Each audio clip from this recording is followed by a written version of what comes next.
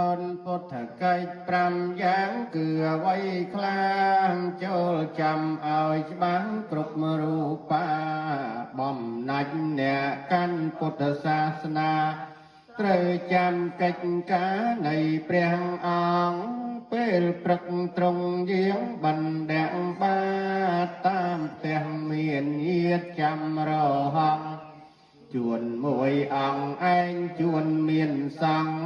តម្រង់តាមសត្វមាននិស័យរសៀលត្រង់ត្រាស់ខដល់សត្វនេះក៏ដោយអាល័យបើសត្វមិនយល់ត្រង់ឧបមាបកស្រាយសាច់ក្តីឲ្យយល់បានប្រលប់ប្រទៀនព្រះអាវាតដល់សង្ឃឲ្យស្អាតល្អកល្យាណកុំឲ្យប្រព្រឹត្តខុសលំអានតាមផ្លូវដែលបានត្រង់បញ្ញត្តិអាចត្រៀតត្រង់ដោះស្រាយបញ្ហា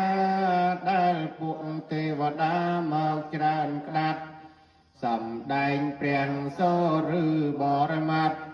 តាមពពួសត្វដែលសង្ស័យចិត្តភ្លឺប្រមាលនិស័យសត្វតើអាចប្រណិប័តមានកំរៃដែលគួរត្រាស់ដឹងព្រះធម៌ថ្លៃតាមឧបនិស្ស័យសត្វលោកា45ឆ្នាំអត់ព្រះអង្គនៅណាំងលើមនុស្សសាអត់មានសម្រាប់ព្រះកាយា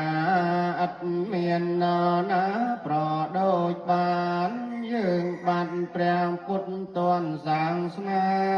ធម៌ជាទូនមានប្រានប្រព្រឹត្តត្រង់ផ្លូវត្រូវលំអានដរាបដល់បាននិព្វាន